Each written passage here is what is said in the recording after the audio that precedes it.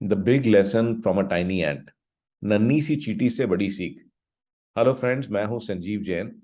आइए इस कहानी के बारे में बात करते हैं। तो ये जो कहानी है ये पावला मिकेला ने लिखी थी। तो उन्होंने अपने एक्सपीरियंस से बताया कि एक बार वो बैठी हुई थी वर्जीनिया के अंदर में, और जो है फ्री थी, तो वेकेशन पर थी ब्लू रिज माउंटेन में।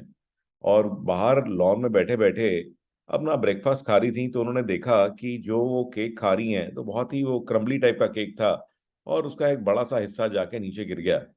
तो उन्होंने देखा कि जैसे ही वो नीचे गिरा तो एक छोटी सी एंट जा रही थी, और उसने उसको नोटिस किया। उसने कहा कि हाँ अच्छा, ये तो इंटरेस्टिंग चीज़ है, इसको लेके जाना चाहिए।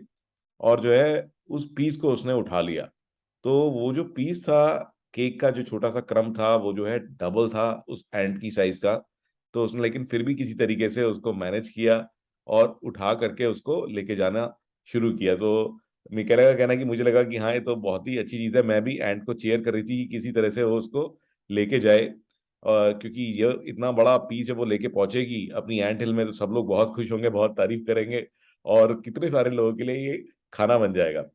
बट सब कुछ ठीक चल रहा था, लेकिन उन्होंने देखा कि जैसे जैसे वो आगे बढ़ी तो हुआ क्या कि वो जो पीस है वो टूट गया, और जो एंट है उसके मुंह में एक छोटा सा टुकड़ा रह गया, और बाकी जो है पीस जो है आसपास गिर गए। तो पहले तो वो जो एंट है वो रुक गई। तो मिकेला बहुत ही उसको ध्यान से नोटिस कर रही थी। तो इसी के अंदर हमारी भी लर्निंग इसी के अंदर है। तो पहले तो उसने उसको ऑब्जर्व किया एंट ने, और उसने कोशिश करी कि भी जो बाकी भी टुकड़ा है, जो स्पेशली जो बड़ा वाला टुकड़ा है, उसको भी वो उठा ले किसी तरीके से। तो काफी उसने कोशिश करी, बट लेकिन क्योंकि उसकी मुंह में तो ऑलरेडी एक छोटा पीस था, तो बड़े पीस को उठा नहीं पा रही थी। राइट। तो अल्टीमेटली जो है काफी ट्राई करने के बाद में, ठीक है, तो वैसे हम लोग अगर सोचें तो हमें लगता है कि बहुत ही सीधी सी बात है, तो उस केस में छोटा पीस जो है छोड़ देना चाहिए, ठीक है, और बड़े पीस को उठा के चले जाना चाहिए। बट एंट ने ऐसा नहीं किया। एंट ने क्या किया, उसने अल्टीमेटली काफी ट्राई करने के बाद में जो छोटा पीस है उसी को लेकर के वो चली गई।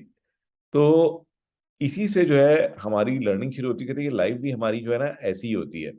तो हम लोग भी क्या करते हैं कि सपोज हमने कोई बिजनेस शुरू किया या कोई अपॉर्चुनिटी पे हमने काम करना शुरू किया, तो शुरुआत में तो वो अपॉर्चुनिटी बड़ी होती है, हमें बहुत मजा आता है, बड़ी इंगेजमेंट होती है हमारी, और सब कुछ बहुत अच्छा चल रहा होता है।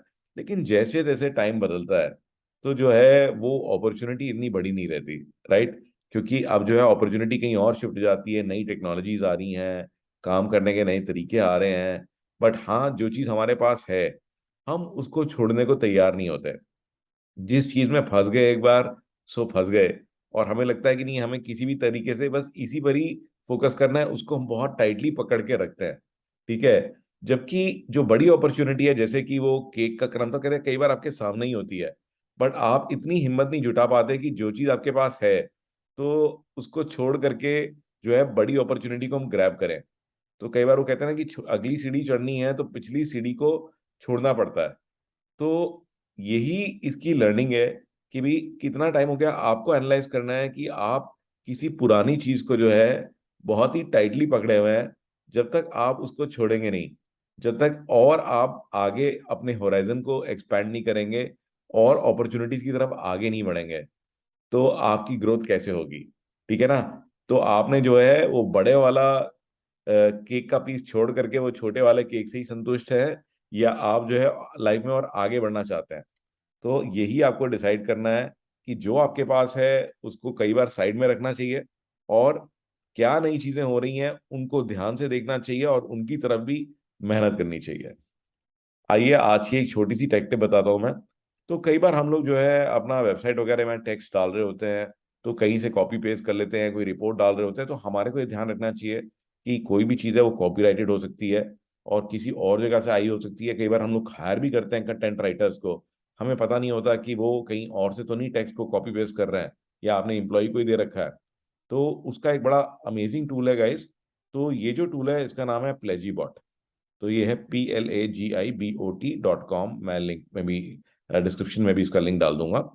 तो बेसिकली यहाँ करना कुछ भी नहीं है। आप सिंपली जो है, जैसे मैंने अपनी वेबसाइट, जो मेरी वेबसाइट है TNSPL.in, इधर से मैंने अपना ये टेक्स्ट कॉपी किया चेक करने के लिए, और ये यहाँ पे कॉपी पेस्ट कर दिया और इसको सर्च किया।